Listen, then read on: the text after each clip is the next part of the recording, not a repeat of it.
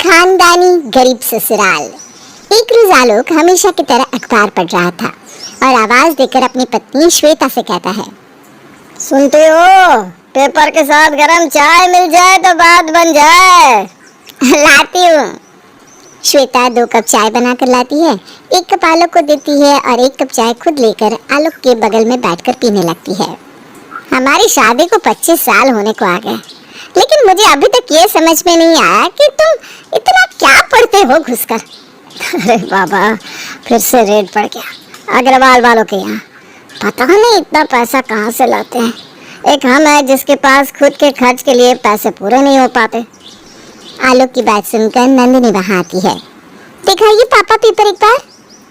Nandini paper पढ़ती है और रेड के बारे में पढ़ती है। कितना पैसा इनके यहाँ, कुछ हमें भी मिल जाता तो मजा आ जाता नहीं? पता है, एक बार मैंने सुना था कि इनके यहाँ रेड पड़ी थी, तब बोरा भर भर के पैसे ये लोग अपनी छत से फेंक रहे थे। पापा, उस वक्त आपको भी एक बोरा लूट लेना चाहिए था ना, हम भी अब तक तो लखपति हो चुके होते। दोनों बाप बेटे को कोई काम नहीं है, उनके पैसे देखकर हमें क्या मिलेगा? बेटा, ये लोग अपने ही नौकरों को खड़ा रखते होंगे ताकि बाद में उन्हें वो फेंके हुए पैसे वापस मिल जाए। हाँ, तुम्हें तो जैसे बताकर कर रहे होंगे।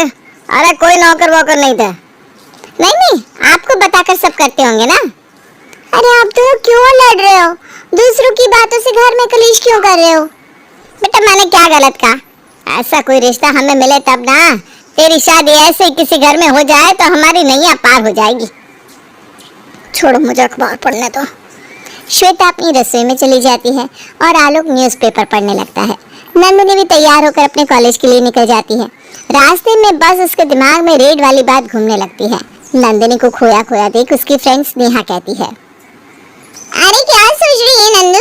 इतनी देर से देख रही हूँ, तो किसी के ख्यालों में कोई है क्या? अरे यार, क्या बताऊँ, आज अखबार में देखा किसी अग्रवाल परिवार में रेड पड़ी है। साला, इतना पैसा देख के मेरे तो दिमाग के तोते उड़ गए। उनके घर में कोई लड़का तो होगा ही ना, तो उनके घर की किसी लड़की को पटा क्यों नहीं लेती? अरे पागल, बढ़ाना वो मुझसे पटेगा। मुझे तो उनके बारे में कुछ पता ही नहीं है। अरे गधी, पेपर में उनका एड्रेस दिया होगा। और तेरी अदाओं पर तो कोई भी फिदा हो जाएगा। लड़के लड़कियों की अदाओं पर मरते हैं, ना कि पैसों पर। अरे दिमाग चला अपना। नंदिनी कॉलेज जाती है और पूरा दिन यही सोचती रहती है कि इस खानदानी लड़के तक कैसे पहुंचूं। इधर आलोक भी उसी लड़के से अपनी बेटी का रिश्ता लगाने में लगे रहता है। कॉलेज से आकर नंदिनी न्यूज़पेपर पढ़ती है और उसमें उन खानदानी लोगों का पता देखती है। अच्छा, सूता पट्टी, एक बार चल के देखा जाए उनका घर। स्नेहा को कॉल करती हूँ। नंदिनी स्नेहा को कॉल करती है और सच सवर कर घर से निकलने लगती है। श्वेता उसे देखकर कहती है, अरे अभी तो तू आई है, अभी कहाँ चली जा रही है? ये सब क्या है? मम्मी, तुम्हें पैसे वाला दामाद चाहिए था ना, उसी का इंतजाम करने जा रही हूँ। अरे गधी, कोई उल्टी सीधी हरकतें मत करना। इधर नंदिनी स्नेहा के साथ अग्रवाल वालों का घर देखने निकल जाती है। उधर आलोक भी अपने दोस्त के साथ अग्रवाल वालों का घर देखने निकल जाता है। सूता पट्टी चारों पहुंच जाते हैं। वहां जाकर नंदिनी देखती है कि अगल बगल 2 घर हैं। दोनों घर के बाहर अग्रवाल हाउस लिखा हुआ है। कौन सा घर है? कंफ्यूजन हो रहा है। अरे घर तो दोनों सुंदर है, लगता है एक ही आदमी के 2-2 घर हैं। एक काम करते हैं ना, थोड़ा वेट करते हैं, कोई तो घर के बाहर आएगा ना। वाह, दिमाग लगाना सीख गई तू। इधर आलोक भी अपने दोस्त के साथ दूर खड़ा इसी असमंजस में था कि जिस घर में रेड पड़ी है वो घर दोनों में से कौन सा है। अरे क्या इतना सोच रहे हैं? दोनों ही घर पैसे वाले लग रहे हैं, कोई किसी से कम नहीं दिख रहा। इस जगह पर घर होना कोई छोटी मोटी बात नहीं है। हाँ, बात तो तू सही कह रहा है। अरे वही तो, कभी एक के घर तो कभी दूसरे घर में रेड पड़ती रहती होगी। दोनों घर हम अग्रवाल वाले ना, तो समझ में नहीं आ पाता होगा। अरे पर तो अब क्या किया जाए? करना क्या है, बस पता चल जाए दोनों में से किसके घर में बेटा है, वही अपनी बेटी का रिश्ता भिजवा दे। एक काम कर, तो अपनी दुकान जा, मुझे यहीं बगल में काम है, मैं पता करता हूँ। आलोक चला जाता है। इधर नंदिनी और स्नेहा दूर खड़ी इंतजार करती रहती है। तभी अग्रवाल वालों के घर से एक लड़का निकलता है, सूट बूट में एकदम बाबू साहब की तरह। नंदिनी और स्नेहा उसे देखकर लट्टू हो जाती हैं। यार क्या हैंडसम है, तो अगर नहीं होती ना तो मैं ही इससे शादी कर लेती, मेरी तो सांस अटकी पड़ी है। अरे रुक ना, देख अब मैं क्या करती हूँ। नंदिनी अपनी स्कूटी से जाती है और जाकर उस लड़के के सामने खड़ी होकर अपनी गाड़ी खड़ी होने की एक्टिंग करने लगती है। अब इतनी धूप में स्कूटी दिखवाने कहाँ जाऊँ, कितनी धूप हो रही है। एक्सक्यूज मी मैडम, बुरा न माने तो अब मेरी गाड़ी से चल सकती हैं, मैं आपको छोड़ दूंगा।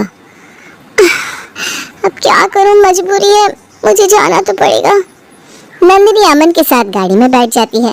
रास्ते भर दोनों एक दूसरे से बातें करते हैं और नंबर एक्सचेंज कर लेते हैं। इधर स्नेहा स्कूटी लेकर अपने घर चली जाती है। दोनों मिलने जुलने लगते हैं। एक दिन नंदिनी अमन से कहती है, मेरे घर वाले मेरे लिए लड़का देख रहे हैं, सोच रही हूँ शादी कर लूँ। क्यों, क्या मैं तुम्हें पसंद नहीं हूँ? मेरी पसंद होने से क्या होता है, तुम्हारे घर वाले मुझे थोड़ी ना अपने घर की बहू बना लेंगे। अरे क्यों नहीं बनाएंगे, बिल्कुल बनाएंगे, वो सब मैं देख लूंगा, तुम मुझ पर छोड़ दो। अमन के घर वाले नंदिनी के घर रिश्ता भेज देते हैं। लड़की का बायोडेटा देखकर आलोक कहता है, अरे ये तो वही अग्रवाल वाले हैं, मुझे मेरे दोस्त ने इस लड़के की तस्वीर भेजी थी। इतने बड़े घर से रिश्ता आया है, मेरे नंदिनी के तो भाग्य ही खुल गए। अरे तो तुरंत हाँ बोल दो ना इस रिश्ते के लिए। तभी वहाँ एक पड़ोसन आकर कहती है, शादी ब्याह का मामला है, कम से कम लड़के के बारे में पता तो कर लो, और बिटिया से पूछो कि उसे लड़का पसंद है या नहीं। जरूरी नहीं कि पैसे वाले घर में लड़की खुश ही रहे। हाँ आप ठीक बोल रही हैं। श्वेता अंदर जाकर नंदिनी से बात करती है। अरे यार मम्मी कितनी मुश्किलों से अमन को पटाया है, ये पड़ोसनों के चक्कर में ना इसे जाने नहीं दूंगी मैं। आपको पता भी है कितनी मुश्किलों के बाद अमन मेरे प्यार में पागल हुआ है, ऐसे ही उनके घर से रिश्ता नहीं आ गया। तुम भी ना सबकी बात सुनना कम करो। ठीक है जी, आप उनसे बात कर लीजिए बस। आलोक फोन करके अमन के पिता विश्वनाथ से बात कर लेता है। ठीक है, तब कल आप लोग आकर हमारा घर और बाकी सब कुछ देख लीजिए। अरे नहीं जी नहीं, देखना क्या है, आप लोगों के बारे में कौन नहीं जानता। हम तो बड़े धन्य हो गए जो हमारी बेटी को आपके जैसा परिवार मिला। अमन और उसके परिवार वालों के बारे में कोई कुछ भी पता नहीं लगवाता और दोनों की शादी बड़े ही धूमधाम से हो जाती है। शादी में अमन के घर वाले भर भर कर नंदिनी को जेवर चढ़ाते हैं और इतने जेवर चढ़ते देख आलोक की नाक ऊंची हो जाती है। शादी में आए लोग और रिश्तेदार तारीफ की झड़ी लगा देते हैं। आलोक ने तो लंबा हाथ मारा है, इतने बड़े घर में बेटी दी है, कम से कम 20 लाख का सोना दिया है लड़की को। शादी के बाद जैसे ही नंदिनी अपने ससुराल पहुंचती है, उसके स्वागत में बहुत सारे लोग खड़े होते हैं और उस पर फूल गिरा रहे होते हैं। ये सब देखकर नंदिनी मन ही मन सोचती है, अब मैं आराम से बस अपनी मनमानी करूंगी। घर तो काफी बड़ा है, सोफे भी सुंदर दिख रहे हैं, मेरा कमरा तो जबरदस्त होगा। घर के लाडले बेटे का कमरा जो